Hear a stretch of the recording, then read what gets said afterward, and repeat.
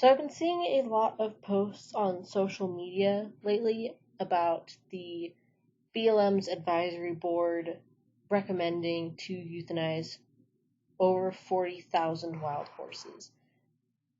This happened the second week of September, somewhere between the 9th and the 14th of September, and it has not stopped. People keep posting about it, keep making comments about it, and I've been seeing a lot of misinformation and a lot of very opinionated and very biased information about this subject. So I wanted to spread a little bit of information and clear up a few things.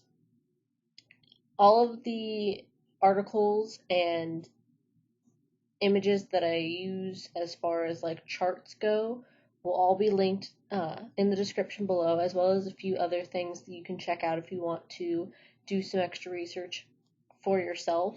I'm not going to be reading every single word of every single article because that would take way too long, especially considering the fact that I have an article about the BLM doing a sterilization research study that was shot down that is like 30 pages, and I'm not going to read all 30 pages of that article to you. I'm going to read the points that I brought that article up for. If you want to read all of the articles in their entirety, again, all the links will be in the description below, so you can check them out and read for yourself. All I did was just all of the legwork in finding this information. So it seems like a lot of the biased information that people have been bringing up and using as an argument has been coming from articles like these that I'm showing headlines of.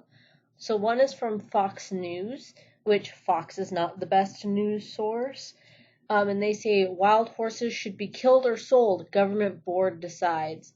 The government board did not decide anything. The BLM's advisory board did, but we'll get to that in a second. The other one is from an activist group, and it says, Bureau of Land Management votes to slaughter 44,000 wild horses to make room for beef cattle. There are two assertions in that title alone. First of all, the Bureau of Land Management did not vote to slaughter the horses. Their advisory board did. And it was just a recommendation. It was a, hey, we've got a problem here. Here's a solution on how to fix it, because there's not a whole lot of solutions that we have. We're going to get to the solutions at some point in this video. The second assertion is to make room for beef cattle. I'm going to bring that up first because I want to get that done and over with, and I don't want to talk too much about it because the cows actually have little to nothing to do with this problem. They are not making room for beef cattle. I'm going to bring up some images and some maps and whatnot and information about the beef cattle industry, showing that the beef cattle are not the main problem here. They are on different land for the most part than the horses. They share some land, but it's not a significant amount to where it would affect the horses in such a grave way that they are affecting themselves. So this is the original article, the very first article that came out that made everyone go into a frenzy. Now I am going to read this entire article, the complete thing, so bear with me here. A federal advisory board's controversial recommendation to euthanize some of the tens of thousands of wild horses in holding facilities is helping to put a sharp focus on the challenges and choices facing the government and American public about how to deal with these animals. The Bureau of Land Management's Natural Wild Horse and Burro Advisory Board made the recommendation last week. The independent board called on the BLM to sell without limitation animals deemed unadoptable, meaning that buyers wouldn't be kept from selling the horses to slaughter. Animals deemed unsuitable for sale should be humanely destroyed, the board said. The recommendation came during the same week that the BLM, facing lawsuits from horse advocacy groups, canceled an experimental spay program for wild mares. We're going to talk about that in a little bit, which was the big 30-page or however long article that I'm not going to read in its entirety, but we're going to get to that. So hold on to that thought for a second. Even as horse advocacy groups cheered that decision, they voiced outrage over the euthanasia recommendation, but it gained support from those hoping to see the BLM do more to reduce wild horse numbers on public lands to population goals. Before I continue, because there are names in this article, I am terrible at pronouncing names, so bear with me if I butcher anyone's name. I am sorry. They seem like very easy names, but again, just bear with me if I say it wrong. This is absolutely huge, says Kaylee Hendrickson, who counts herself among the idea's supporters and is executive director of the White River and Douglas Creek Conservation Districts in Rio Blanco County, as well as a former member of the National Advisory Board. While we would all love to see either fertility control or adoption be able to solve this problem, we're too far down the road to be able to do that, she said. She considers euthanasia more humane than wild horses dying of starvation or thirst on the range, and said the advisory board recommendation starts the ball rolling for true conservation to solve this problem. Said Hendrickson, they understand there are no other options. There's no other option big enough to solve the problem. We have to have all the tools in the toolbox. The problem at hand involves 50,000 captured wild horses and burros that the BLM estimates will cost taxpayers $1 billion to care for over their lifetimes. Suzanne Roy, executive director of the American Wild Horse Preservation Campaign, said in a news release, while cancellation of the sterilization experiment is a major victory, Americans will not stand by and allow the killing of tens of thousands of wild horses in holding facilities. If the agency thought the public was opposed to sterilization, wait until they see what happens in response to the proposed mass killing of these American icons. Mind you, this woman also voted yes to this recommendation. Just want to throw that out there. The next lady that we're going to talk about is the only one who voted no. Ginger Catherines, executive director of another horse advocacy group, the Colorado-based Cloud Foundation, sits on the national board and cast the only vote against its recommendation. She said she was a bit surprised by some of those who voted for it. I think that BLM has created this high-pitched, the sky is falling crisis situation, and that people have bought into it, and that they believe the only real solution is to kill the horses, Catherine said. She said she doesn't think the American public would put up with such an approach. I think the recommendation does point to the frustration of those board members that the BLM hasn't done more to manage the horses, she said. She contests the animals can be humanely managed on the range using tools the National Academy of Sciences has recommended. She said the BLM hasn't made vaccines widely available to reduce reproduction in the wild. We're going to talk about the vaccinations as well in a little. Not a good situation. One person who has worked with the BLM to administer an anti-fertility vaccine is Marty Felix.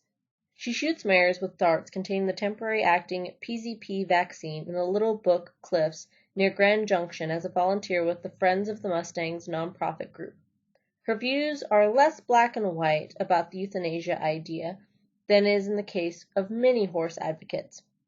I've been mulling this over since I heard about it, and I almost hate to say how I feel because I think other advocates would be mad at me, most of them, she said.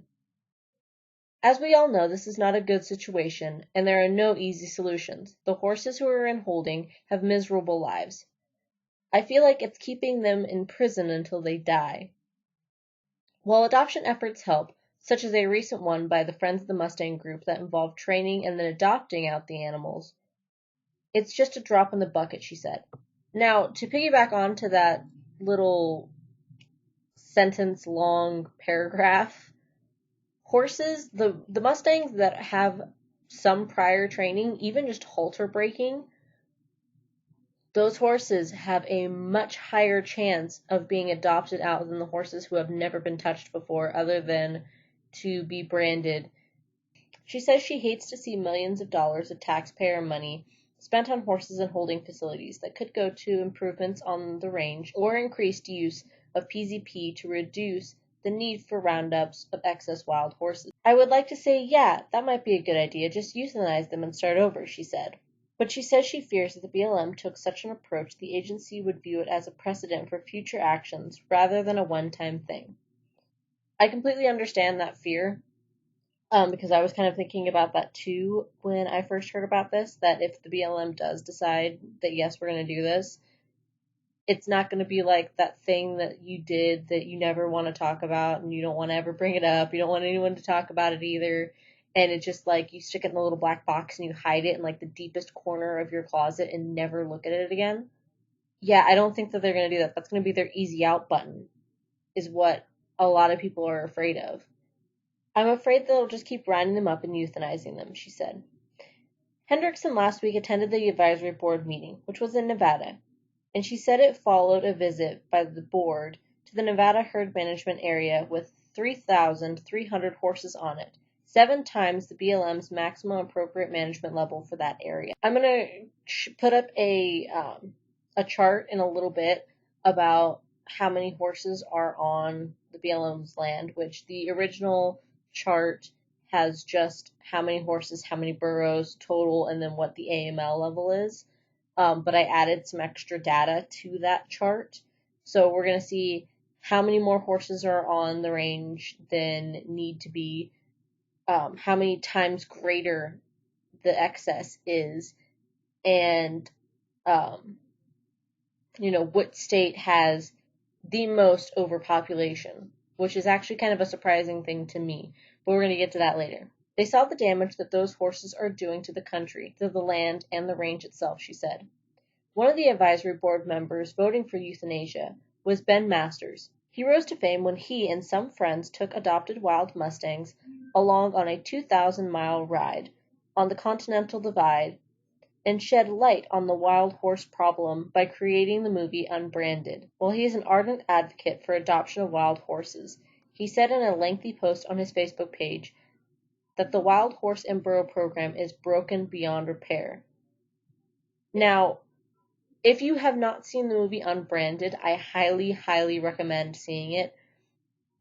It was very informative. It was a really good movie, and it had some commentary from people from the BLM. It had some commentary from other advocacy groups, as well as, him and a bunch of his friends being boys and going for a long-ass trail ride, and, you get to hear their jokes and the things that they talk about and things like that.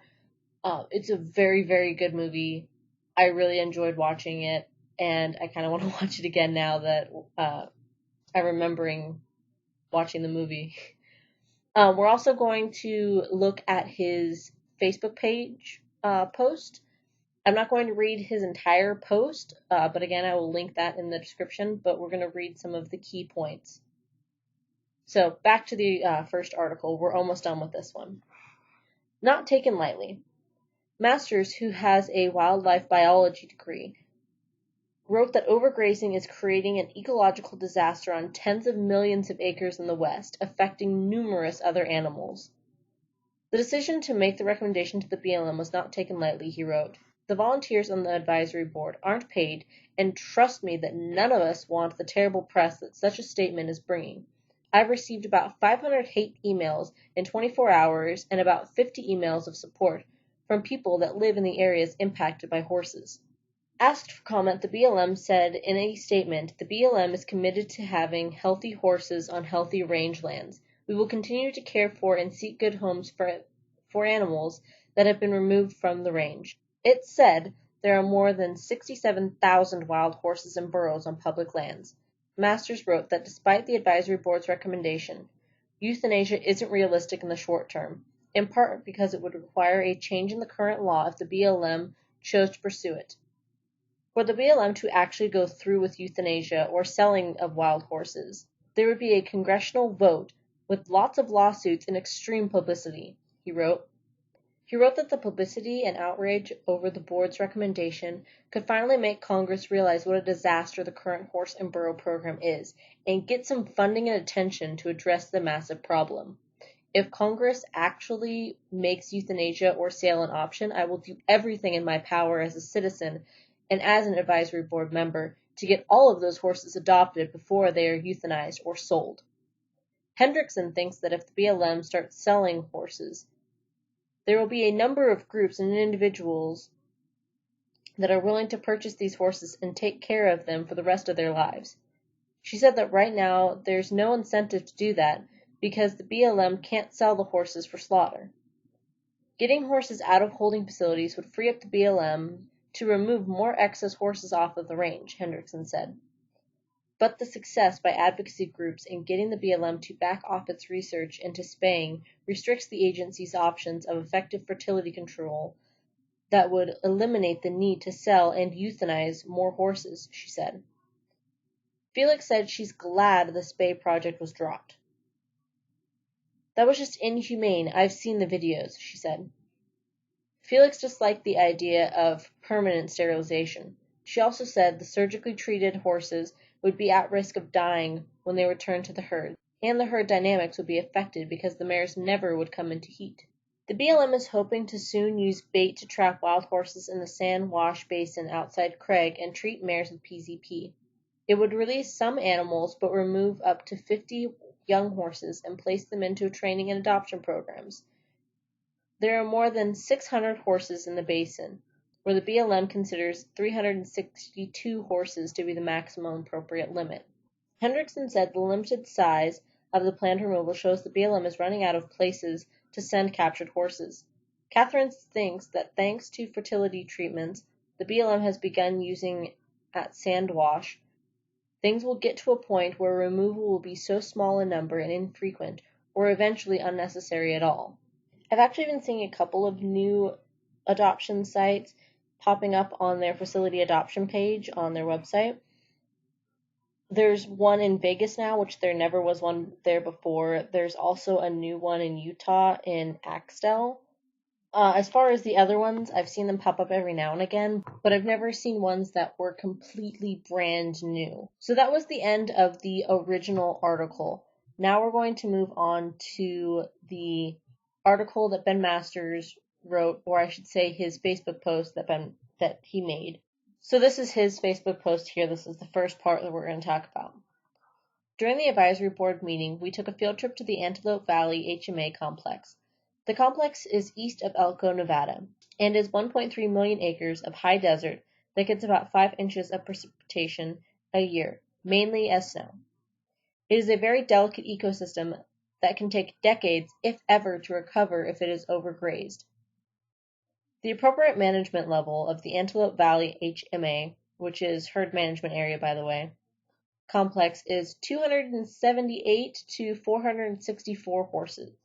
The current population is 3,360 horses, over 700% of the appropriate management level.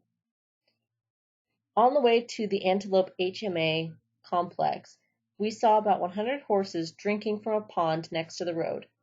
Bruce, our tour guide, explained that the main water sources for all 3,360 horses were on private land. That means the water for all the horses is dependent on private landowners who could very easily and legally fence out the horses.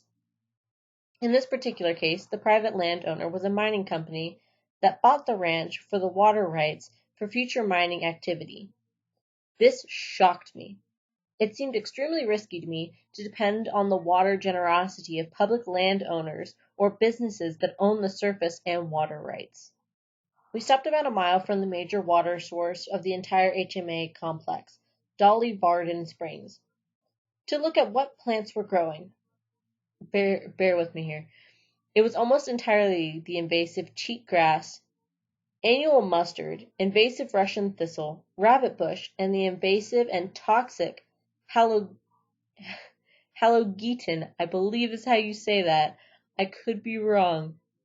Each of these plant species is very undesirable and has very little forage value for wild horses or wildlife, with the exception of rabbit bush, which is great for pollinators.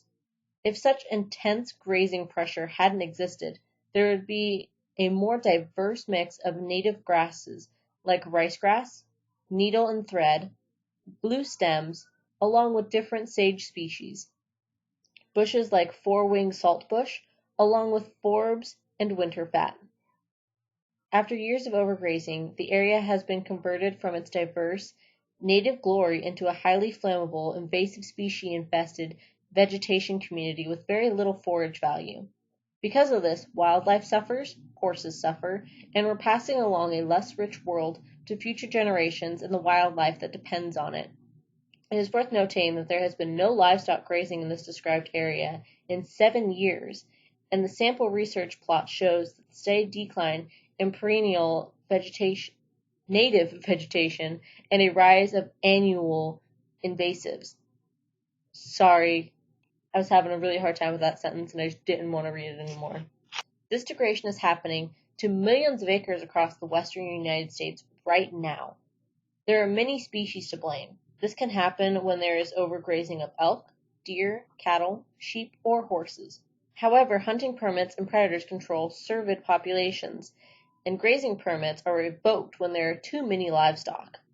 Only wild horses and burros don't have an out because of politics, budget constraints, and there's not enough room gather and board excess horses. They also have virtually no predators. Wild horses are causing severe rangeland degradation in some areas.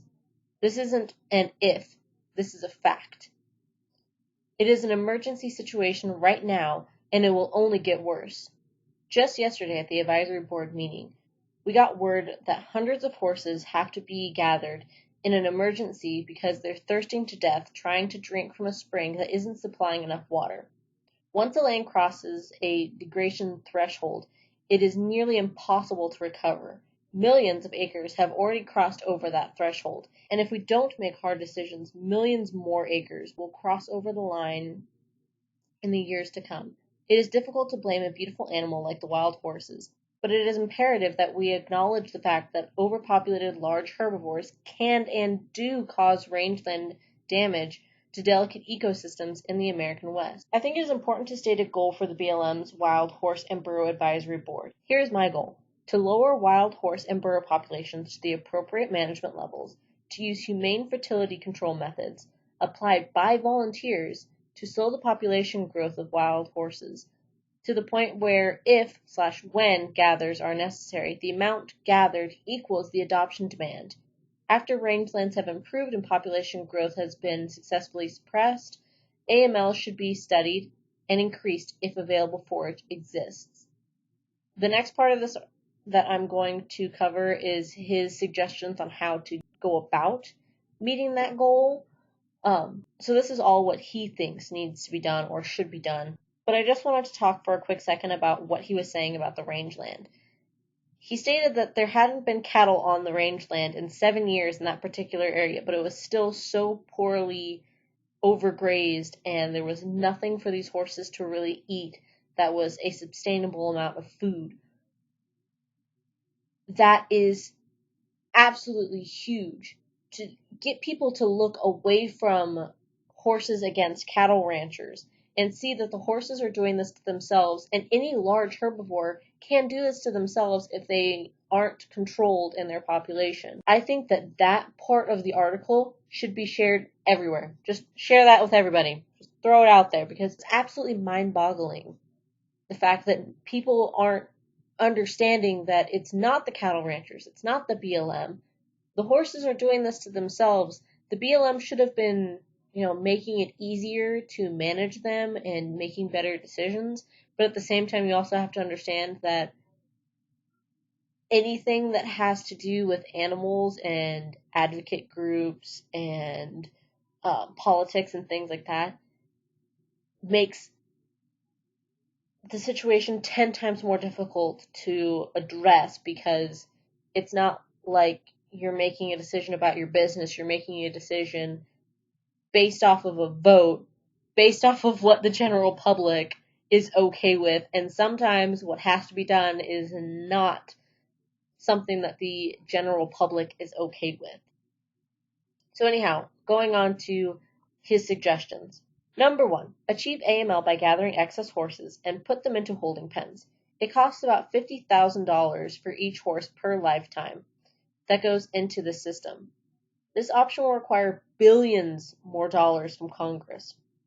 It would be nice to think that we could get all these gathered horses adopted, but it's not realistic.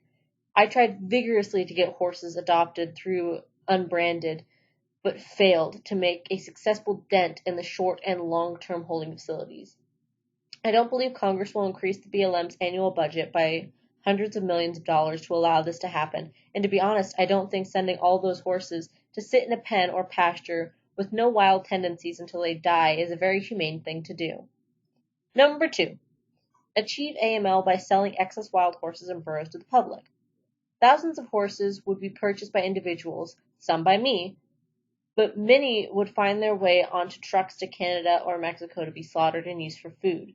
This would be the most cost-effective manner, but in my opinion, a truck ride to Mexico to die in an unregulated squeeze chute isn't as humane as swift euthanasia. Number 3.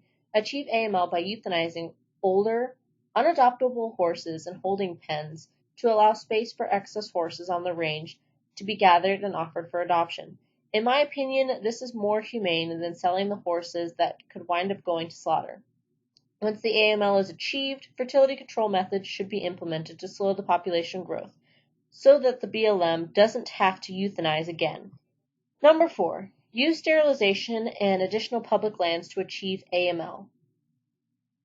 Theoretically, this could work. Extra public lands could possibly be made available to allow excess horses to be sterilized, to create non-reproducing herds to live out the rest of their lives in the wild environment. Once AML is achieved, fertility control could be used to slow the population growth in the reproducing herds to the point where the gather demand equals the adoption demand. However, this scenario is virtually impossible. It would require acts of Congress overcoming dozens of lawsuits, and currently spaying of mares isn't a tool the BLM has in its toolbox because wild horse activist groups filed lawsuits prohibiting the research that would have enabled the BLM to spay mares.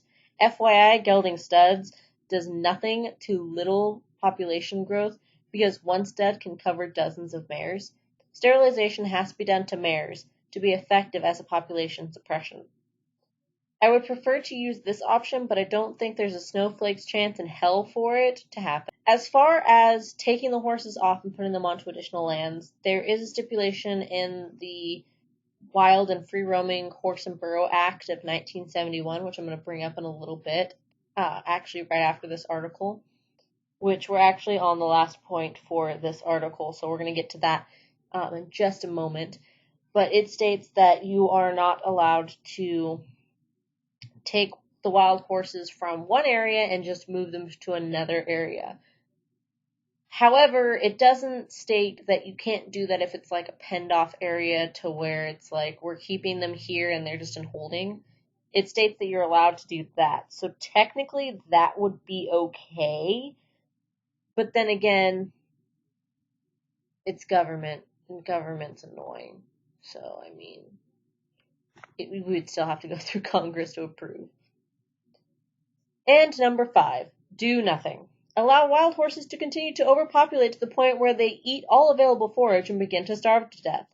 This is already happening. For example, at Cold Creek HMA last year. If we choose this option, we will demand millions of acres of beautiful landscape to be taken over by invasive plants and destroy the habitat that natural wildlife depends on. In my opinion, this is inhumane to the horses and the wildlife. I also don't want millions of acres of degraded landscape to be my conservation legacy. Sadly, I think this will likely be the outcome if the general public and politicians don't get involved, educated, and act swiftly. There is a little bit more of that article, but we're going to leave it at that. And I'm going to put up a couple of pictures of some of the horses from Cold Creek, one of which is a photo that one of the delivery drivers from the tack and feed store that I used to work at took when they were taking a delivery out to Cold Creek. They had pulled over for a second to have a little pit stop moment, and the horses actually approached the delivery truck and started eating the hay off of the truck. The horses are not supposed to be that close to the roads. That's not where they originally were at, but because they were so malnourished and dehydrated and in such poor condition, people started feeding them and bringing them water, but they wouldn't do it like go out into where they were at. They would they would just show up and be like, here's hay and horses, there you go, which is illegal. You are not allowed to do that. It actually causes major issues because the horses at that point don't know how to fend for themselves. It also causes them to become closer to humans, which then causes them to have a higher rate of being hit by cars, of being separated from their herd mates, of being injured, of foals dying, of horses dying because they're close to people. It causes so many issues, and people were still doing it because they felt bad for the horses to the point where we had to have an emergency evacuation of a lot of horses out in Cold Creek.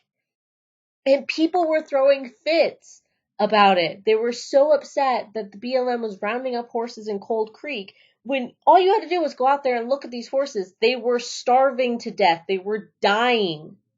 So would you rather them do nothing and leave the horses because they can't legally feed them either? They have to let them fend for themselves?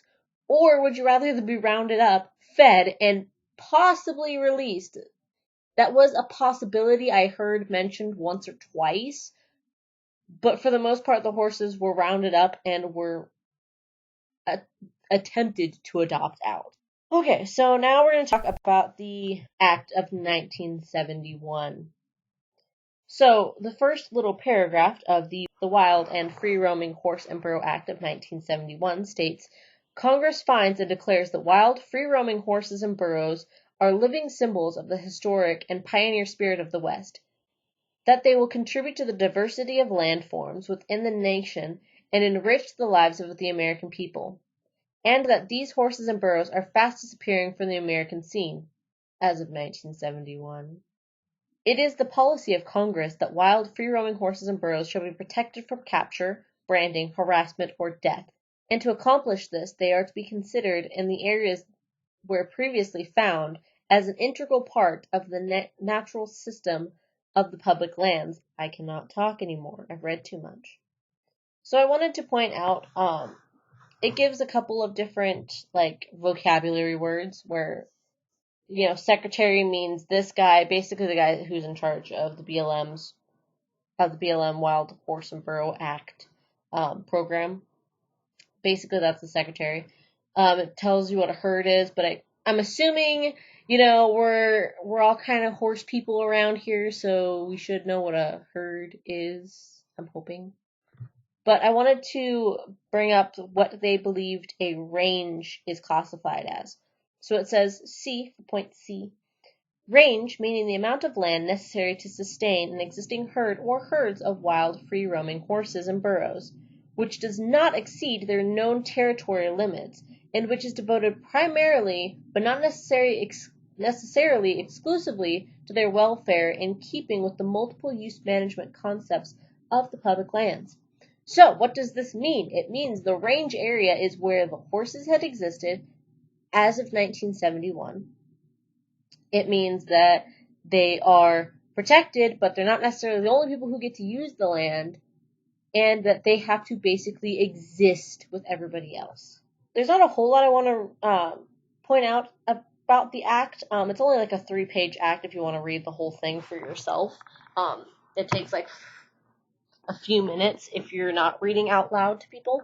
If you're just reading it in your head, it takes like no time at all to read this little article. So for point A, it says, all wild, free-roaming horses and burros are hereby declared to be under the jurisdiction of the Secretary for the purpose of management and protection in accordance with the provisions of this Act.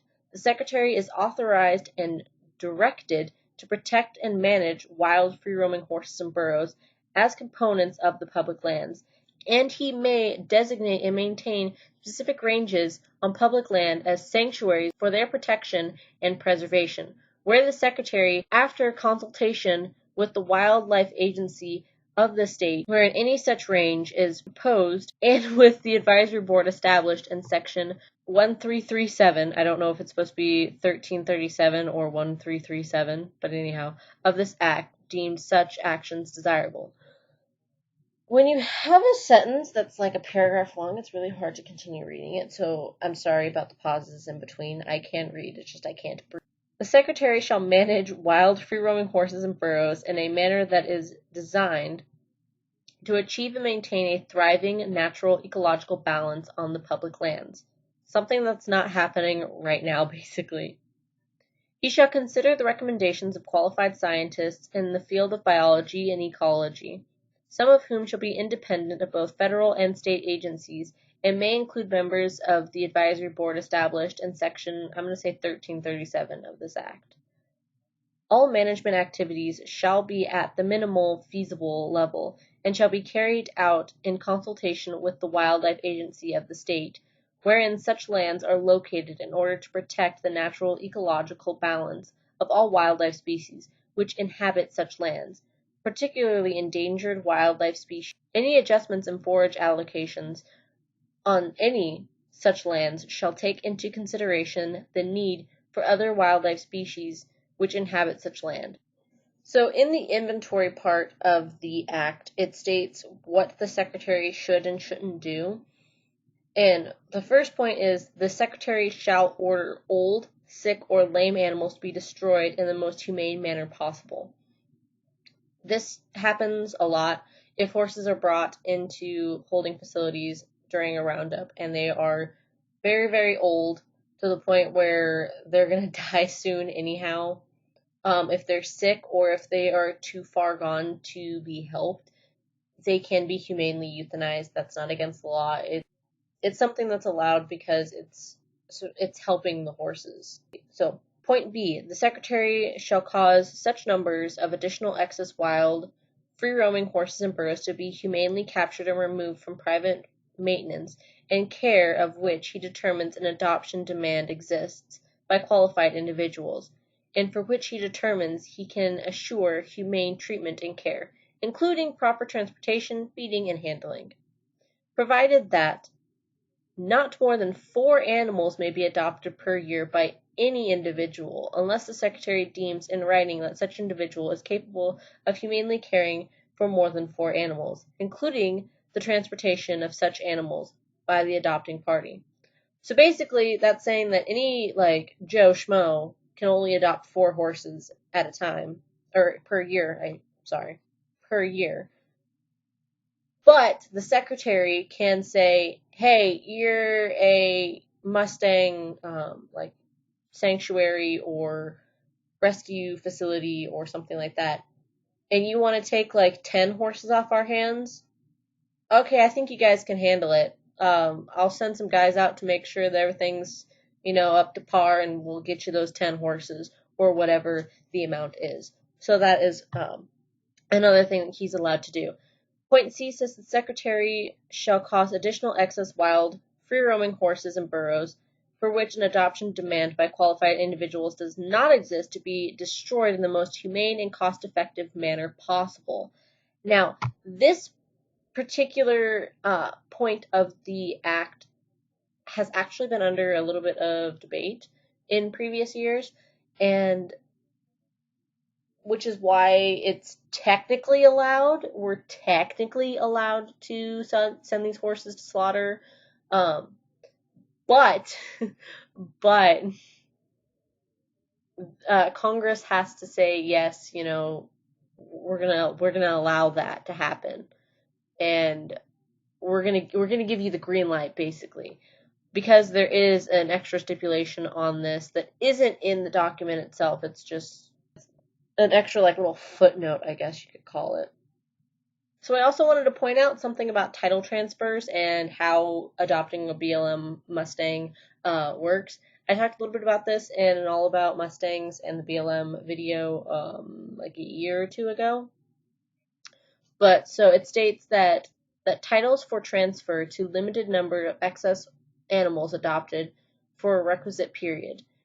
Where excess animals have been transferred to a qualified individual for adoption in private maintenance pursuant to this act, and the secretary determines that such individual has provided humane conditions, treatment, and care for such animal or animals for a period of 1 year, the secretary is authorized, upon application by the transferee, to grant title to not more than 4 animals to be transferees at the end of the 1 year period. Basically, that means after 1 year, you can get your horse titled. Bugsy is a titled Mustang, which is why we were able to buy her from the gentleman, I use that term very loosely, the man who started my horse.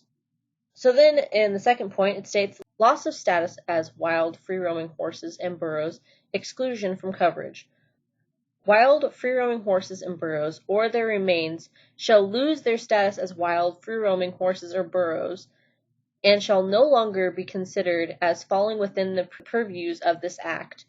1. Upon passage of title pursuant to subsection C, except for the limitation of subsection C1 of this section.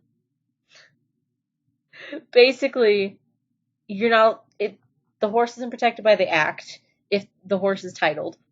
Or 2, if they have been transferred from private maintenance or adoption pursuant to this Act and die of natural causes before passage of title. So if your horse dies before you get it titled, it is no longer considered a free-roaming horse. Or 3, upon destruction by the Secretary or his designee pursuant of subsection B of this section. 4, if they die of natural causes on public land or on private land where maintained thereon pursuant to section 4 and disposal of authorization by a Secretary or his designee. Or 5, upon destruction or death from purpose or incident to the program authorized in this section. Basically, that's just saying if the horse dies at any point, it's not considered a wild horse anymore because it's dead. And that if the horse gets titled, it's no longer protected. Or if the horse is sold because it was a 3-strike case horse, which at that point they go, it's not adoptable, so we're just going to sell it. That horse is then considered not a free roaming horse after it's been purchased. So there you go. So then there's another section of sale of excess animals. So 1, in general, an excess animal or the remains of an excess animal shall be sold if A, the excess animal is more than 10 years old, or B, the excess animal has been offered unsuccessfully for adoption at least 3 times. 2. Methods of sale. An excess animal that meets either of the criteria in paragraph 1 shall be made available for sale without limitations, including through auction to the highest bidder at local sale yards or other convenient livestock selling facilities until such time as A, all excess animals offered for sale are sold, or B, the appropriate management level, as determined by the Secretary, is attained in all areas occupied by wild free-roaming horses and burros. So either all the horses have to be sold, or all of the horses on all of the ranges have to be below the AML, or at the AML. That's not happening anytime soon, by the way, just so you guys know. Either of those options is not going to happen anytime soon. There are way too many horses. Number 3. Disposition of funds.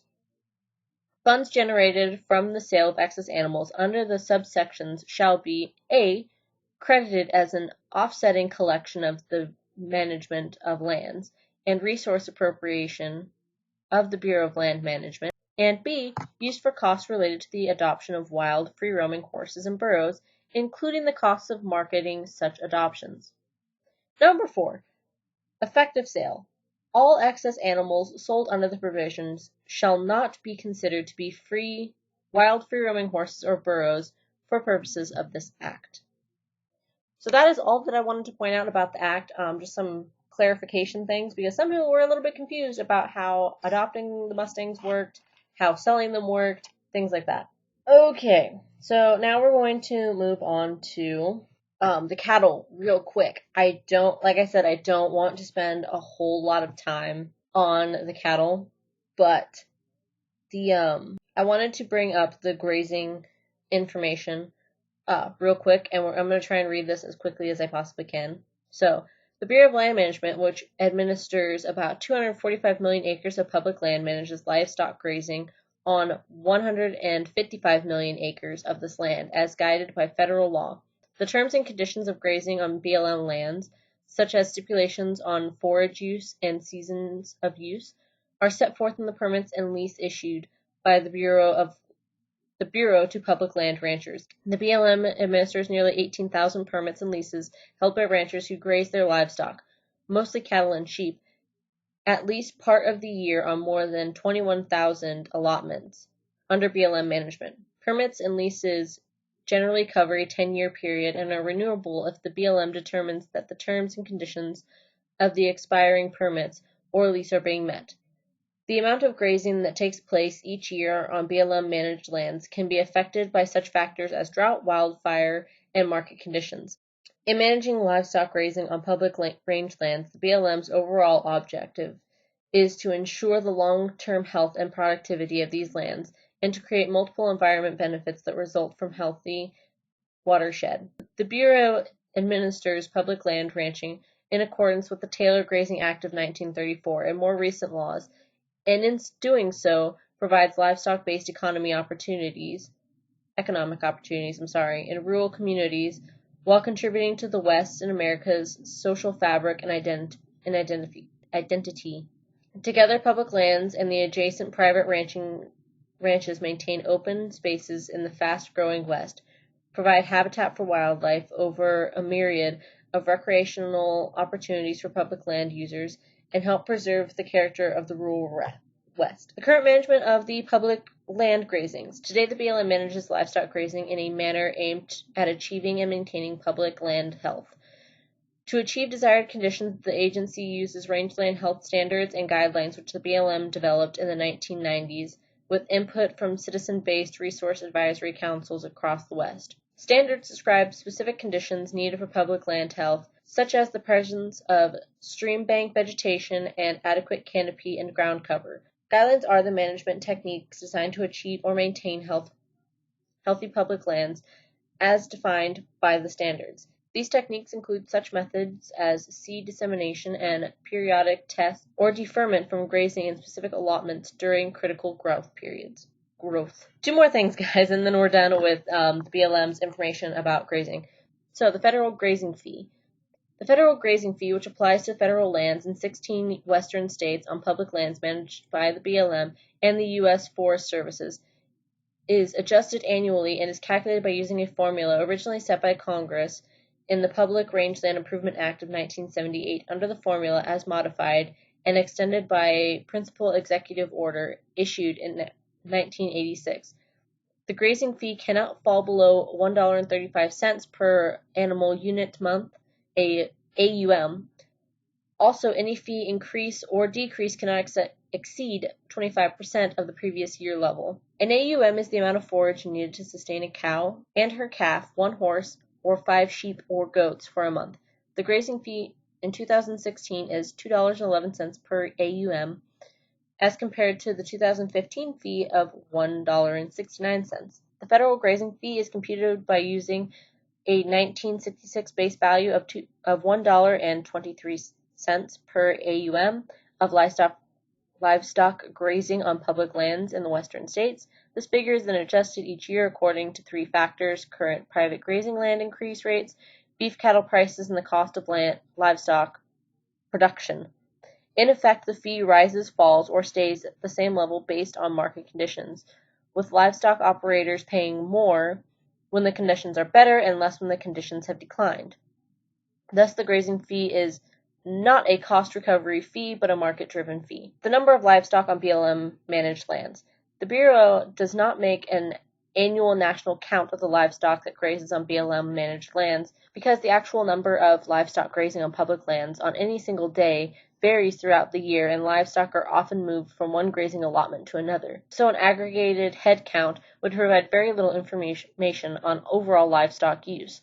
Instead, the BLM compiles information on the number of AUMs used each year, which takes into account both the number of livestock and the amount of time they spend on public lands. Over time, there's been a gradual decrease in the amount of grazing that takes place on BLM-managed lands because of such factors as change in land use plans, wildlife habitat protection, and ranch business decisions, and that trend continues today. Grazing use on public lands has declined from 18.2 million AUMs in 1954 to 8.6 million AUMs in the fiscal year 2015, a 53% decrease.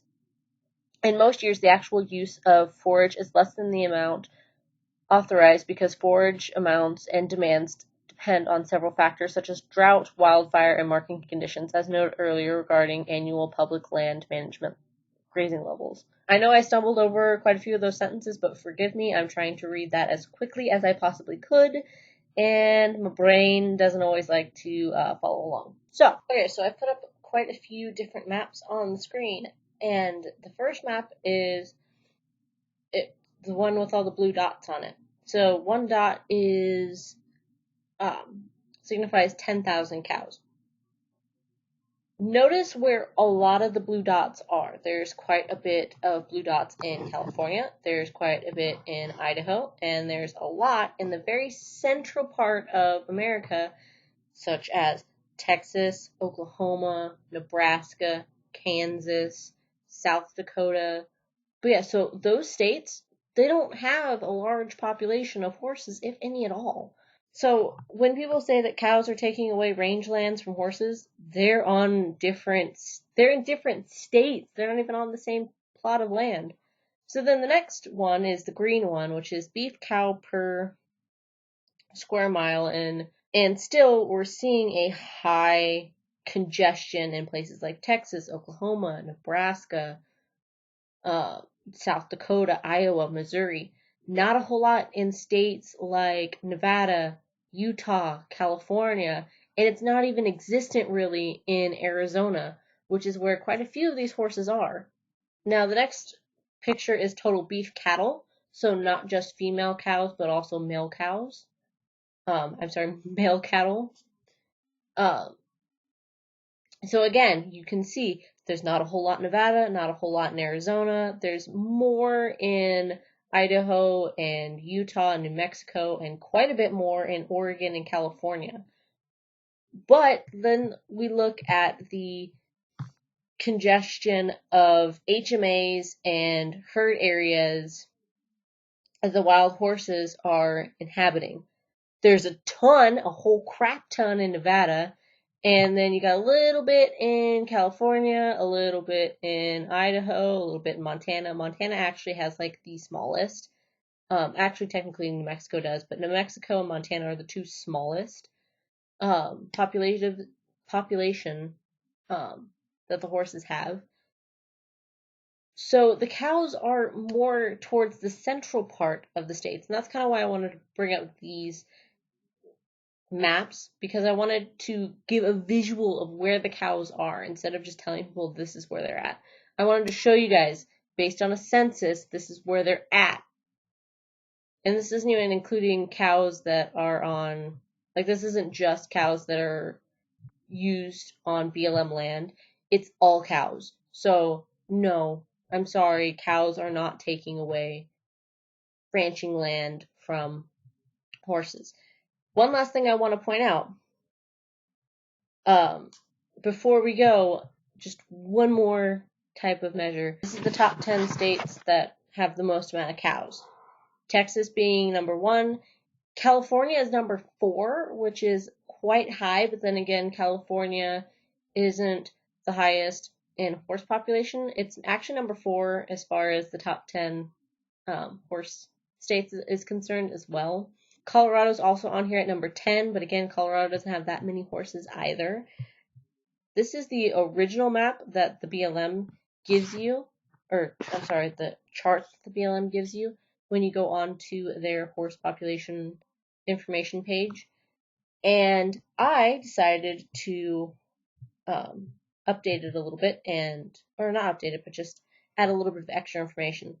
So over here on the side, I've got the ranks of the from most horses to least horses, with Montana was actually number 10. It was New Mexico last time I looked at this a few years back. So I got mixed up here, but they're very, very close in horses. New Mexico has 11 more horses than Montana does.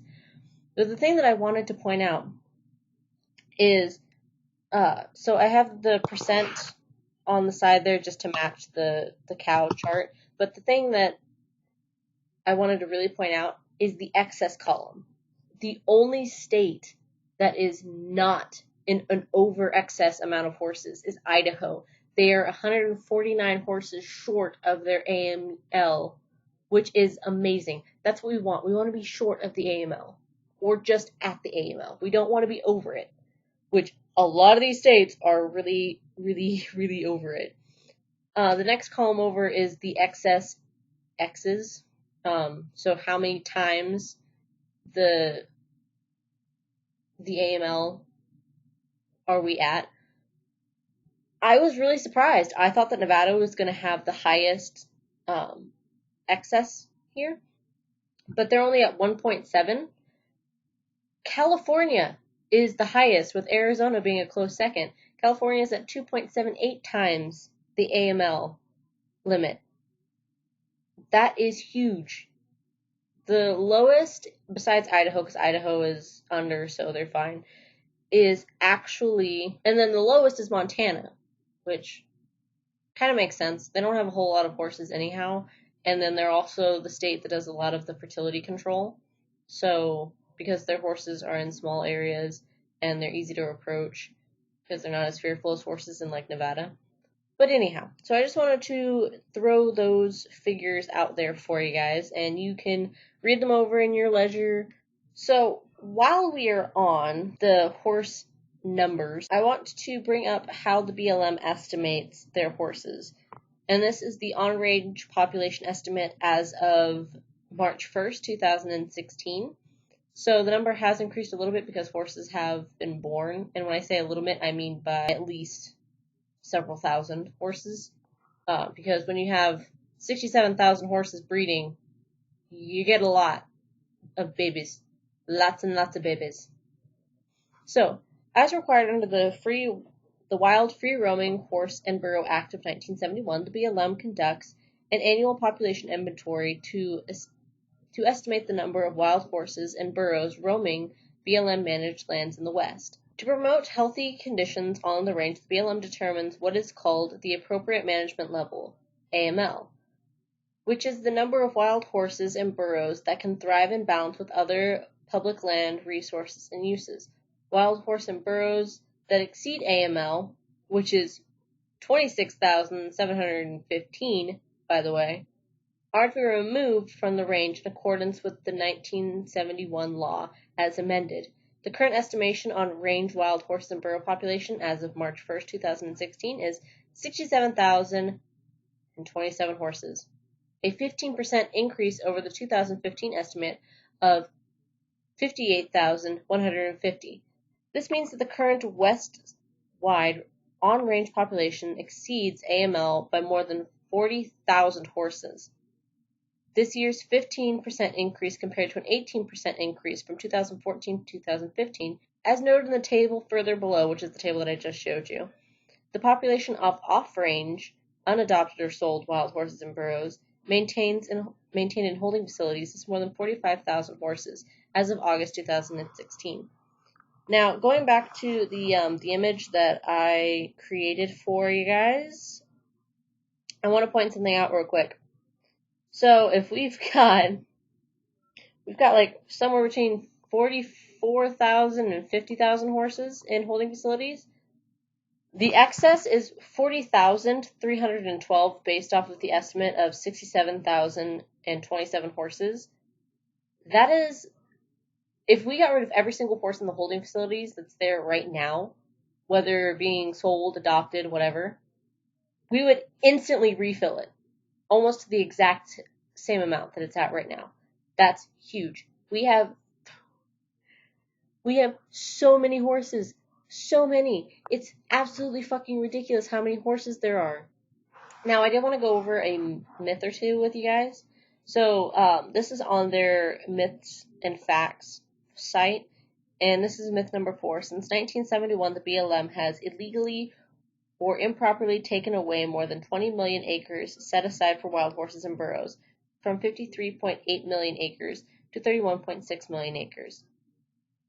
It says this claim is false. No specific amount of acreage was set aside for the exclusive or primary use of wild horses under the 1971 Wild Free Roaming Horse and Burro Act. The act directed the BLM to determine the areas where horses and burros were found roaming and manage them in a manner that is designed to achieve and maintain a thriving natural ecological balance on the public lands. The law also stipulates in Section 1339 that nothing in this act shall be construed to authorize the Interior Secretary to relocate wild free-roaming horses and burros to areas of the public lands where they do not presently exist. Of the 22.2 acres that are no longer managed for wild horses and burros,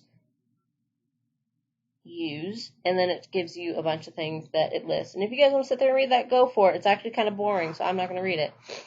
And it has little to do with the rest of this video. And then I also wanted to bring up myth number 10, which is the BLM overestimates the number of wild horses and burros on the range. And it says this assertion is false.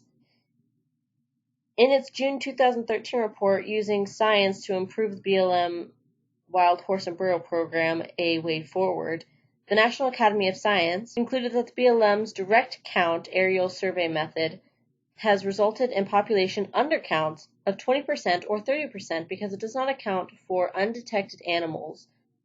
To more accurately estimate population size, the BLM applied the U.S. Geological Survey, or USGS, population survey methods of 2014, consisting of the use of simultaneous double count and photographic mark recite, methods commonly used in surveying wildlife populations.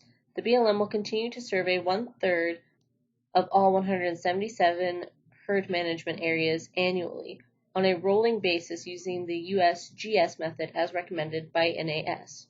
The first article that I'm going to read from is the contraceptive article that the BLM put out based off of 3 different types of contraceptive methods: the SPAVAC, the Gonacon, and a intrauterine device, a UTD. First off, though, I want to read a quick PZP vaccination chart. So in this, it shows population growth suppression treatments. In June of 2013, the National Academy of Science, NAS, found that no highly effective, easily delivered, and affordable fertility control methods were currently available to manage wild horses and burro population growths.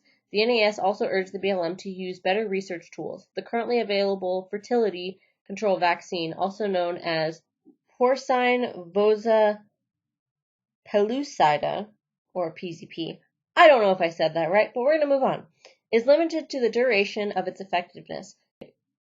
1-year formulation, initially assumed to be 22 months, that must be hand-injected into a captured wild horse. A second formula can be developed via ground darting, but is also effective for up to only 1 year. This DART-developed formulation is not a viable fertility control option for most wild horse herds because of 1, the animal's propensity to avoid human contact, and 2, the vast size of most herd ranges, which make it difficult to locate and track individual horses. Learn more here about the BLM's fertility control efforts for wild horses and burros. So this is the first, when you open up the article, it shows the abstraction. So, controlling fertility of feral horses through the use of long-acting contraceptives or sterilization approaches have been championed as a reasonable and humane solution for addressing overpopulation problems in several Western states. However, methods to accomplish long-term contraceptive efficiency of horses following a single treatment have been lacking. In fall 2002 and spring of 2003, we initiated a study to compare the long-term efficiency of a single-shot contraceptive vaccine directed as gonadotropin, releasing hormone Gonacon, to that of a single-shot vaccine directed at the Zosa pellucida SPAVAC, and to the use of intrauterine contraceptive device IUD. Both vaccines were administered with Adjuvac, an adjuvant development by the National Wildlife Research Center. The objectives of the study were to determine 1, 3-year efficiency of preventing pregnancy, 2, whether the contraceptive effects are reasonable, and 3, whether there are contradictions. The Nevada Department of Agriculture provided the feral mares, which were maintained at the Nevada State Penitentiary Carson City facility. Mares were dewormed and given healthy vaccinations annually.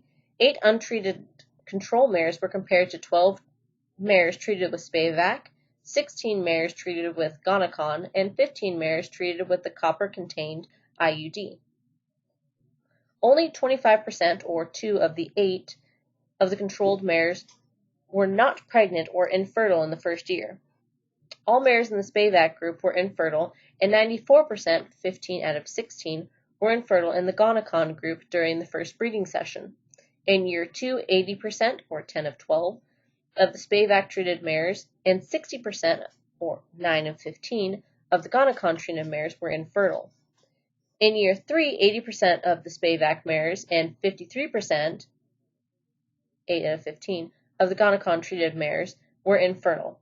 For IUD-treated mares, 80%, or 12 of 15, were infertile in year 1, but only 29%, or 4 out of 14, and 14%, or 2 out of 14, were fertile in year 2 and 3, respectively. For IUD mares that were infertile, it was possible to visualize the IUD by ultrasonography, leading us to conclude the mares that became pregnant had lost their IUDs. For mares given the Spayvac, uterine edema was commonly observed. I'm sorry, guys, I'm having a hard time here. In years 2 and 3, antibody titers for Spayvac were progressively lower compared to those observed in year 1. Alright, so the animals. The Nevada Department of Agriculture provided 53 mares and 3 stallions to use in this project. The mares weighed between 225 and 360 kilograms and ranged in age from 18 months to 12 years at treatment.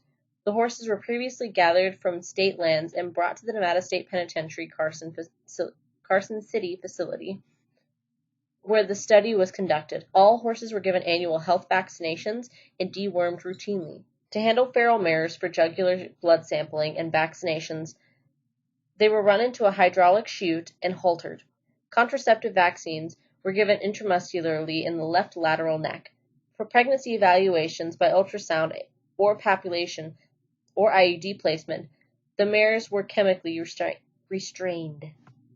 So the treatment. The studies were approved by the Institutional Animal Care and Use Committee of Pennsylvania State University. 8 mares were assigned to be untreated controls. 12 mares received a single shot of 400 micrograms of Spayvac PZP vaccine. 15 mares received a single shot of 1,800 microgram Gonacon vaccine, and 3 mares received a single shot of 2,800 microgram Gonacon vaccines. 15 mares received copper-contained IUDs placed into the uterus transcervically. Doses of the Spayvac PZP vaccine were kindly provided by the vaccine's developer, Dr. Robert Brown. Single-shot Gonacon vaccine was developed and provided by the NWRC. Both Spayvac and Gonacon were used and combined with adjuvant.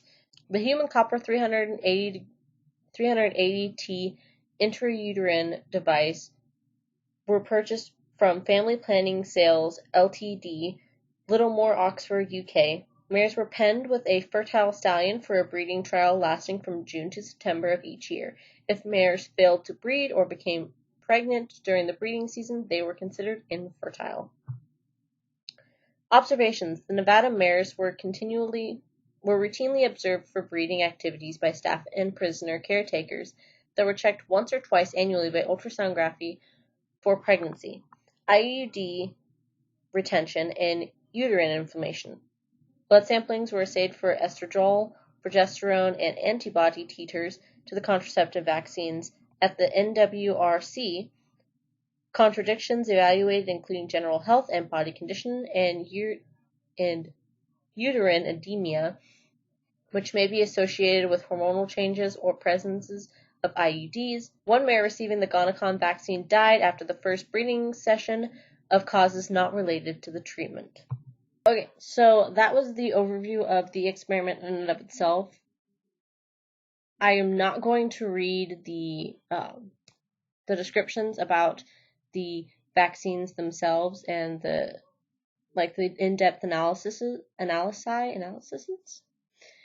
because we don't have enough time for that. I've been talking for way too long and my throat's starting to hurt, so I'm just going to get on to the conclusion. So, the 3-year study on Mustang mares treated with immunocontraceptive vaccines and an IUD suggested that they are safe and effective. Multi-year contraceptive efficacy was greater for Spayvac, followed by Gonacon and the IUD. Given the number of mares becoming pregnant in year 2 and 3, were concluded that the IUD and Gonacon approaches were reversible. Further studies need to be established. The rate of reversibility for the Spayvac vaccine, although the reversibility of other PZP immunocontraceptive vaccines has been reported through Kirkpatrick and Turner of 2002. Now, if you read that entire study, it makes it sound like this is an amazing thing and we should be using it on all of the horses. But remember, they had to put these horses into hydraulic chutes, give them the vaccinations, and then let them go about their business. This is not something that's feasible at the moment because it would be very difficult to round up every single mare, give her injections every 3 to 4 years. They were saying that the Spayvac may actually work for 7 years, but they don't know. They have to test a little bit longer. The problem is you have to get so close to these horses, and a lot of them don't want you that close. So they see you from afar, and they're like, we're getting the fuck out of here, man. See ya. Bye. So other methods have to be determined. Basically, we need to invent a sniper rifle that we can put these basically blow darts into and vaccinate these horses with like a sniper rifle is basically how this is going to go. So while it is a very feasible option if these horses were easy to catch, it would be a very, very good solution to the problem we have at hand. Unfortunately, it's not. And as I was talking, I should have been putting up the charts that show, or the chart that shows the variation between the different vaccines and how they performed over the 3 years, respectively. And now we're going to move on to the very, very, very long, like 30-page article about the mare sterilization. And I'm not going to read the whole thing. Like I said at the beginning of the video, we don't have enough time for that. I don't feel like talking that long anyhow. So, again, if you want to read the entire thing, it'll be in the description. Go for it. Read at your leisure. I'm going to just read off some of this. So, the introduction. The Bureau of Land Management, BLM, is proposed to conduct 3 research studies investigating the safety and effectiveness of 3 separate methods of surgical sterilization of wild horse mares. The 3 proposed methods include ovarycectomy via colpotomy and 2 minimal invasive methods, tubular ligation and hysteroscopically guided laser ablation of the oviduct papillae. The proposed studies would be conducted under financially assisted agreements with Oregon State University, or OSU, with OSU staff serving as the principal investigators of the research. The 3 studies combined would involve approximately 225 wild horse mares, previously gathered and removed from BLM herd management areas, or HMAs. All 3 studies would be conducted at Oregon's Wild Horse Corral facility in Hines, Oregon, and would be planned to begin in February 2016, with the estimated completion date of September 2020. This environmental assignment, or EA, is a site-specific analysis of the potential impacts of the proposed action. So the first point is background. I'm not going to read the background because we kind of already got an overview of the background in the introduction. So we're going to go into point 2. Part 2 is the alternative A, no action. The no-action alternative would reject all 3 mare sterilization proposals. It would not be possible to conduct the research specified in the financial assistance agreement. The BLM funding of the agreement would be deobligated. That's basically what they've done because people got angry at them. Alternative B, proposed action. This alternative proposes to conduct research on the safety and practicality of sterilizing mares as a tool for wild horse population control. using the 3 methods specified below. The proposed actions include the functional assignment of 3 methods of mare sterilization. 1. The ovarycectomy via colpotomy, referred to as ovarycectomy, to remove both ovaries. This one I really don't agree with, and I did see a video about it. Basically, they go in either from the side of the horse and reach in there and try and find the ovaries and take them out, or they go in through the vagina, cut a little hole in the vagina wall, and go in again and search around, dig around for the ovaries and pull them out. It's very brutal. I'm not a fan of that particular one. I can see how that is very inhumane. And I agree. Yes, let's not do that one. Let's not try that one. That's a bad idea. Let's not do that. That could also cause a lot of issues with the horses not being in sterile environments because they're out on the range and they're rolling around and they're doing whatever it is that wild horses like to do. It's not the most clean area for the horses to be. It's not like you've got someone replacing their bandages every day.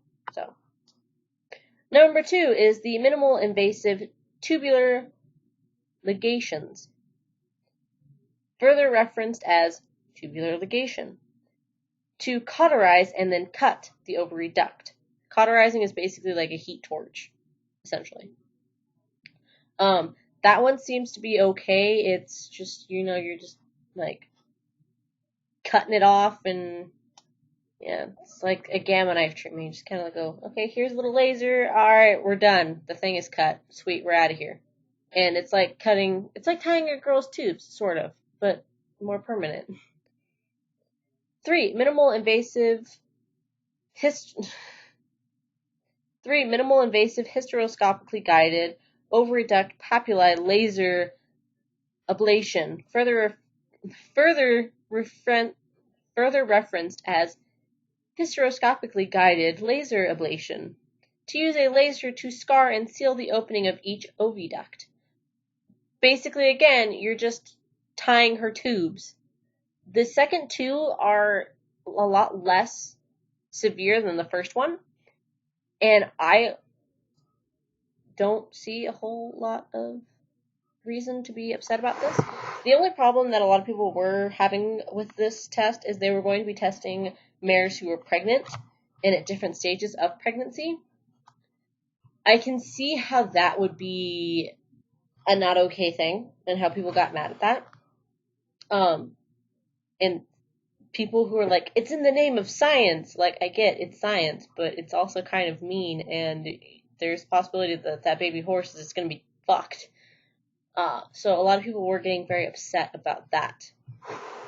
So, moving on to the common to all methods.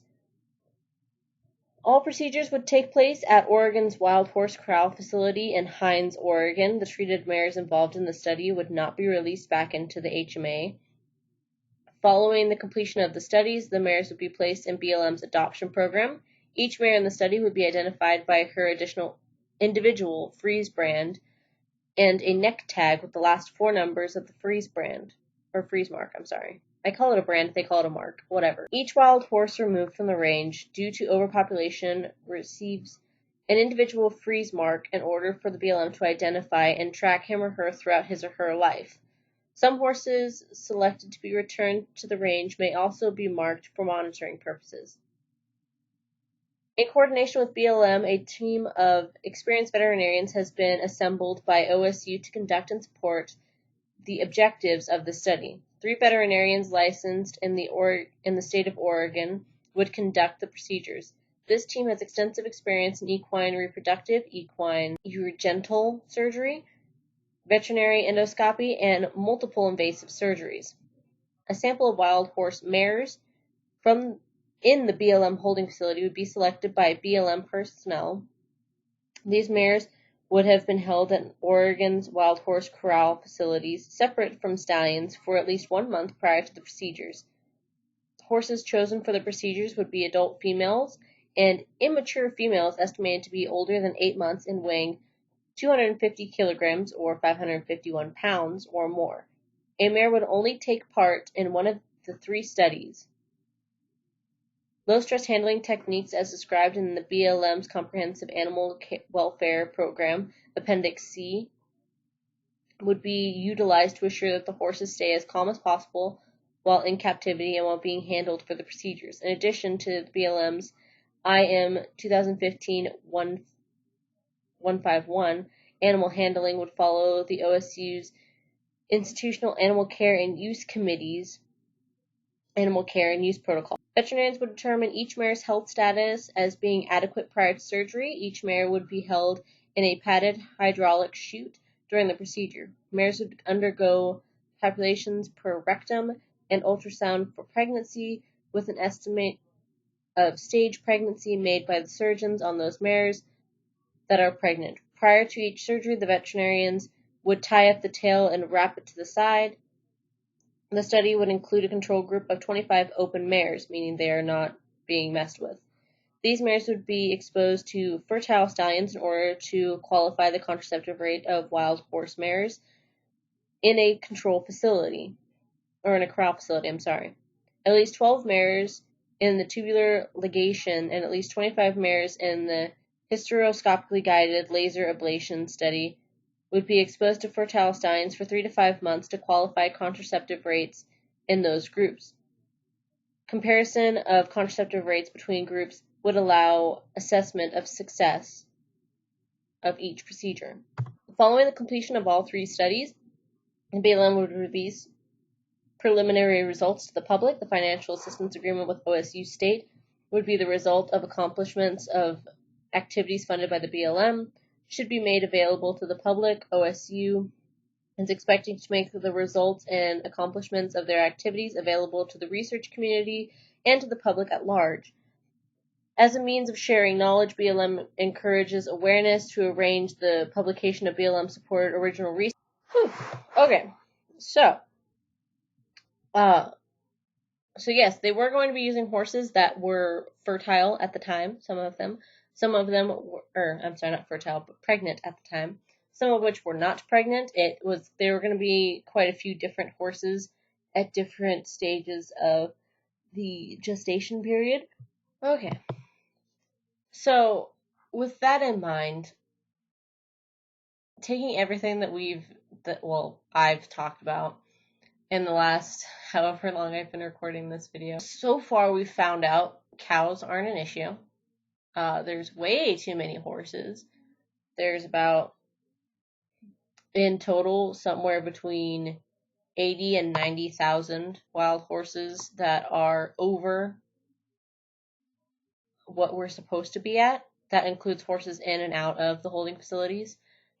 And that there just isn't a demand for people to adopt wild horses. The current fertility research that we have isn't at a stage yet to where we can feasibly use it on all of the ranges.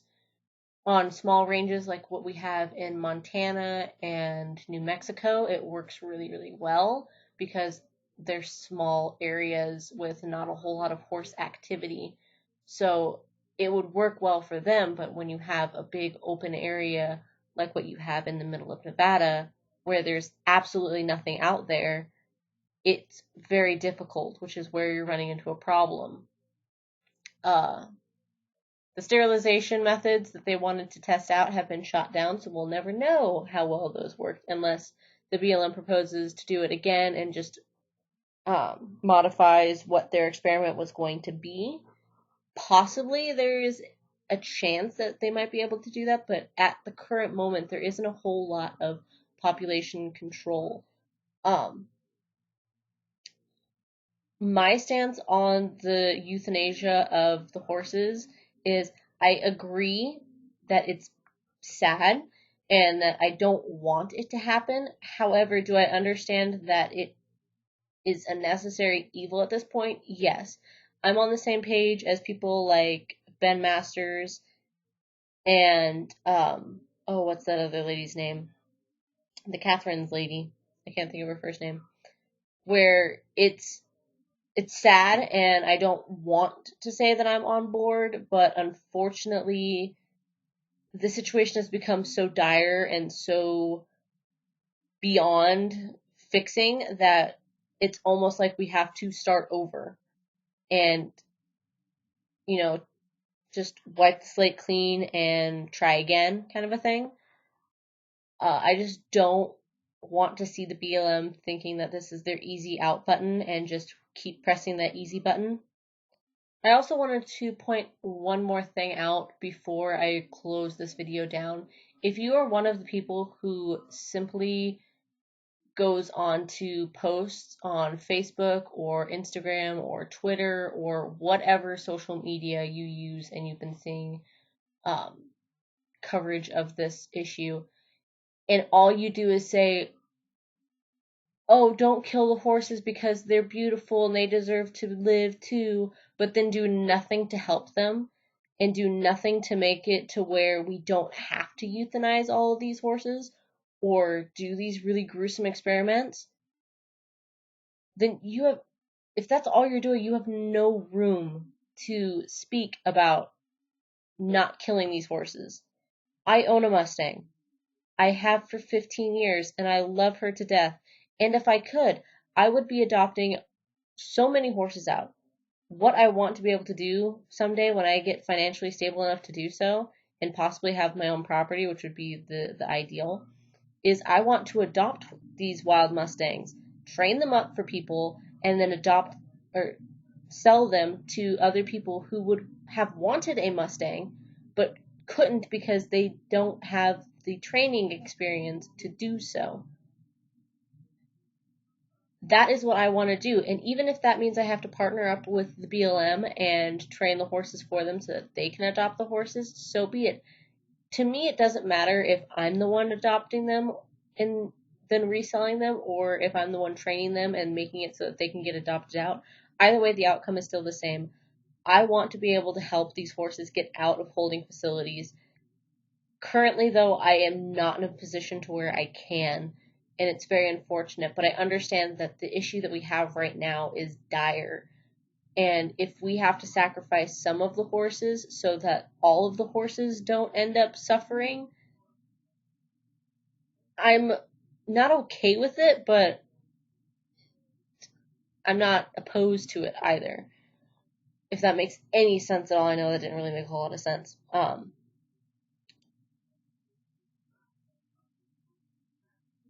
you have to remember that these horses are on land that is dying beneath them. They're overgrazing it. They're overpopulated at this point.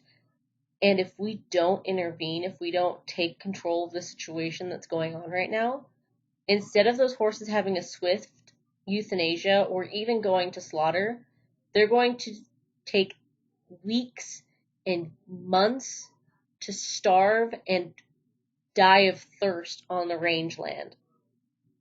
And honestly, I find that that is the most inhumane thing that we can have happen to these horses. Having a horse die slowly by starving or dying of thirst is way worse than anything you can do to a horse in a slaughter facility, in my opinion. Anyhow, guys, we're going to end it there.